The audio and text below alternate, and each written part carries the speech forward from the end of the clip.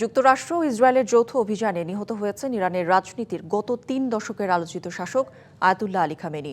মধ্যপ্রাচ্যের অন্যতম প্রভাবশালী এই নেতার মৃত্যুতে শুধু ইরান নয়, শঙ্কায় পুরো মধ্যপ্রাচ্যের রাজনীতি। বিশেষ করে ইসরায়েল ও যুক্তরাষ্ট্রের সাথে চরম উত্তেজনার মধ্যে খামেনির মৃত্যু তেহরানের জন্য বিশাল শূন্যতা। এখন প্রশ্ন, কে হবেন ইরানের পরবর্তী সর্বোচ্চ নেতা? পারমাণবিক ইস্যুতে যুক্তরাষ্ট্র ইরানের চলমান আলোচনার মধ্যেই যৌথ সামরিক অভিযান শুরু করেছে যুক্তরাষ্ট্র ও ইসরায়েল। এই হামলায় নিহত হয়েছেন ইরানের সর্বোচ্চ ধর্মীয় নেতা আয়াতুল্লাহ আলী খামেনি। তার মৃত্যুতে চলমান সংকটে দেশটিতে দেখা দিয়েছে নেতৃত্বের শূন্যতা।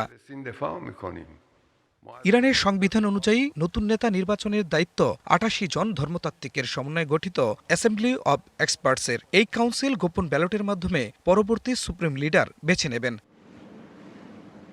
নতুন নেতা নির্বাচনে কয়েকজনের নাম এসেছে আলোচনায়। তাদের মধ্যে আয়াতুল্লাহ খামেনির দ্বিতীয় ছেলে মুস্তফা খামেনিকে শক্তিশালী নেতা মনে করা হচ্ছে। এছাড়া অ্যাসেম্বলি অব এক্সপার্টসের প্রভাবশালী সদস্য ও ধর্মীয় প্রতিষ্ঠানের প্রধান আলী রেজা আরাফিও রয়েছেন আলোচনায়। তবে গত জুনে ইসরায়েলের সঙ্গে ১২ দিনের যুদ্ধে আত্মগোপনে থাকার সময় খামেনির সম্ভাব্য ৩ জন উত্তরসূরির নাম নির্ধারণ করেছিলেন বলে একাধিক জ্যেষ্ঠ কর্মকর্তা জানিয়েছেন। তারা হলেন বিচার বিভাগের প্রধান গোলাম হোসেন মোহসিনী এজিই, খামেনির দপ্তর প্রধান আলী আসগর হেসাজি ও সংস্কারপন্থী ধারার ধর্মীয় নেতা ও খোমেনির নাতি হাসান খোমেনি।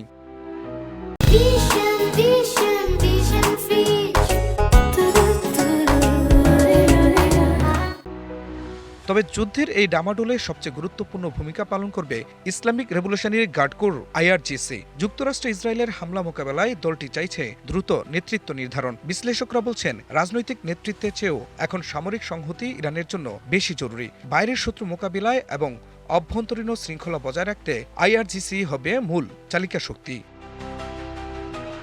ইরানের সর্বোচ্চ নেতার পদটি কেবল ধর্মীয় নয়, এটি সামরিক ও রাজনৈতিক সিদ্ধান্তের কেন্দ্রবিন্দু। বর্তমান যুদ্ধের প্রেক্ষাপটে এমন একজন নেতাকে প্রয়োজন হবে যিনি শিয়া মিলিশিয়া নেটওয়ার্ক বা অ্যাক্সিস অব রেমিটেন্সকে ঐক্যবদ্ধ রাখতে পারবেন।